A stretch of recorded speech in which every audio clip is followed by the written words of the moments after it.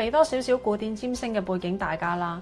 古人嘅科技咧冇我哋而家咁先進啦，但係其實以前嘅人咧係好識利用神或者大自然所賦予佢哋嘅資源啦，去強身健體同埋生存。其實我哋西方咧都有同中方嗰啲相生相克嘅理論。如果弱嘅咧，我哋就補足；如果太強咧，我就要拉翻個平衡。所以上升天秤座嘅我咧，相信所有嘢都係平衡嘅，我都好 buy 呢一套理論。咁唔知你會唔會咁樣覺得呢？ Anyway， 去翻啲古人度先。啲古人會點樣用呢啲大自然嘅資源去幫助自己呢？例如佢哋會用晶石啦。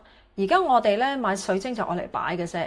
我都知道好多人會 challenge 佢哋係咪真係有能量，但係以前嘅人咧，其實直情會用呢一啲晶石嚟醫病，會好似嗰啲熱石療法咁樣咧，放喺個身體唔同嘅部位上面，醫治嗰個部位嘅問題。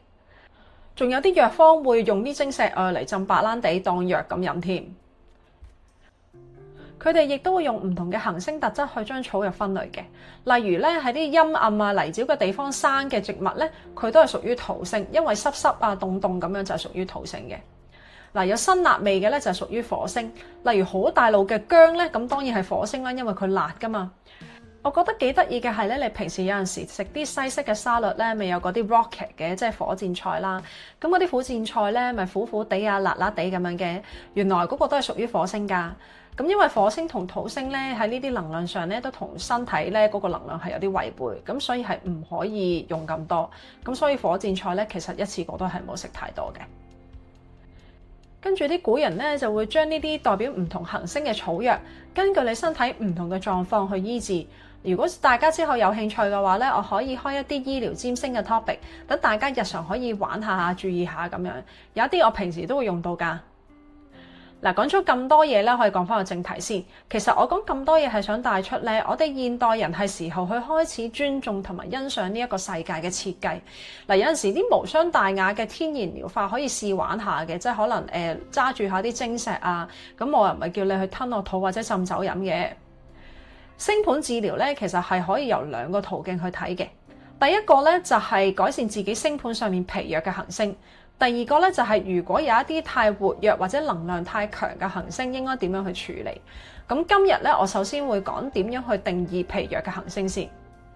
嗱，我以下講嘅理論咧，基本上都係古典占星嘅理論。如果學開現代占星嘅咧，千祈記住唔好將啲系統混淆晒。例如你演繹個人星盤嘅時候咧，就千祈唔好將我而家嚟緊會講嘅嘢套用落去，除非你兩個系統都玩得好純熟，可以靈活貫通。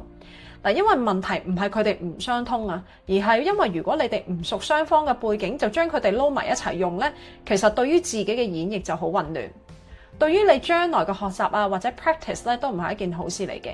所以一係你就當古仔聽啦，一係咧你就運用以下嘅技巧嘅時候，記住佢只係愛嚟做催運同埋療癒嘅作用。記住係要分開兩套古典占星同現代占星嘅理論，因為我有太多學生咧會將呢啲嘢混淆，搞到兩頭唔到岸，所以我重要嘅嘢咧就要重複講3次。好啦，咁我哋而家入正題啦。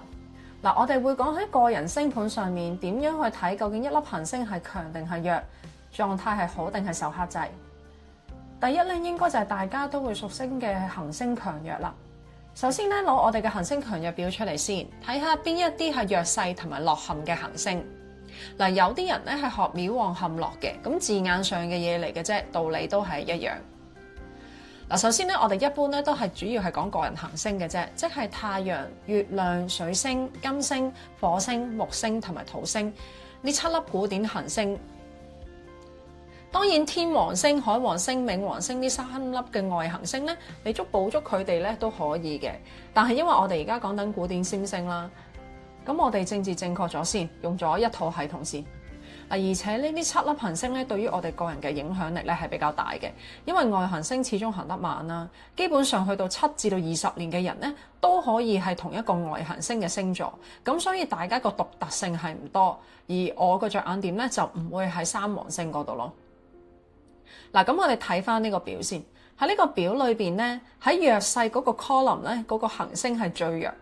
咁如果唔熟占星嘅朋友咧，你可以查下你哋星盤上面嘅行星，係啦，你可以跟翻我哋之前 Patreon 有一個 post 咧，係教大家點樣去揾自己嘅行星同埋佢對應嘅星座嘅，咁你睇翻嗰個就可以噶啦。咁你睇翻上面咧，嗱，行星佢寫佢位於邊一個星座。咁例如啊 ，for example， 如果你見到你個表嗰個配對出現咗，太陽咧就係水瓶座嘅話咧，咁咧你見到咧喺呢一度水瓶座咧，佢弱勢咧係太陽嘅。咁所以咧呢一個狀態嘅話咧，太陽咧就係你比較弱嘅行星啦。咁我哋而家逐個星座去講啦。咁首先咧，如果你嘅金星咧係喺白羊座嘅話咧，佢係最弱勢嘅。金牛座佢弱勢嘅地方咧就係火星，而雙子座佢弱勢係木星，巨蟹座弱勢係土星，獅子座弱勢都係土星嚟嘅。處女座佢弱勢係木星啦，天秤座弱勢係火星，天蠍座弱勢係金星，人馬座弱勢係水星，山羊座弱勢係月亮，水瓶座弱勢係太陽，雙魚座同埋水星都係弱勢嘅 combination 嚟嘅。咁所以呢一啲如果有呢一啲嘅行星同埋星座嘅配搭咧，你哋就要注意下啦。咁跟住咧，我哋就講失利或者落陷啦。咁唔係個個星座都有嘅。如果冇呢個 combination 冇中嘅話咧，你就唔使理佢。咁例如白羊座係有失利啦，咁佢係土星。咁金牛座同雙子座同獅子座咧係冇佢失利嘅行星嘅。嗱，巨蟹座火星咧就係失利啦，處女座金星都係失利嘅，天秤座喺太陽係失利啦，天蠍座喺月亮係失利嘅，山羊座木星係失利嘅，水星係雙魚座咧係失利。咁你見到水星雙魚座咧係點解？咦，雙魚座水星嘅話又係失利同埋弱勢咧，因為水星喺雙魚座咧係非常之超級弱嘅狀態嚟嘅。咁所以如果你見到水星雙魚座呢樣嘢咧係再特別弱啲嘅嗰粒水星，咁呢個真係一見到可能你就可以搞搞佢咁樣咯。咁你又揾下其他自己有咩行星係弱嘅，咁你就可以對症下藥啦，揾啲唔同嘅精油啊，或者水星啊，或者活動啊，去幫補翻嗰個行星嘅能量嘅。嗱，順帶一提啦，咁因為現代占星咧，就呢啲廟旺陷落或者得利啊失利嗰啲咧，其實就冇話你邊粒行星強，你個運勢就會強，咁我哋好少咁樣去睇。咁但係喺古典行星裏邊咧，古典占星咧，其實佢對所有嘅例如行星啊、星座或者相位咧，佢哋嗰個意思或者 definition 咧，其實就好直接嘅。咁所以行星弱咧喺古典占星咧就係弱啦。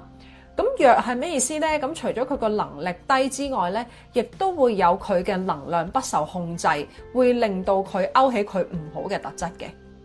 咁咩叫唔好嘅特質呢？咁我就唔詳細講啦，因為我覺得可能另外一啲古典占星嘅教學呢，我哋可以講到。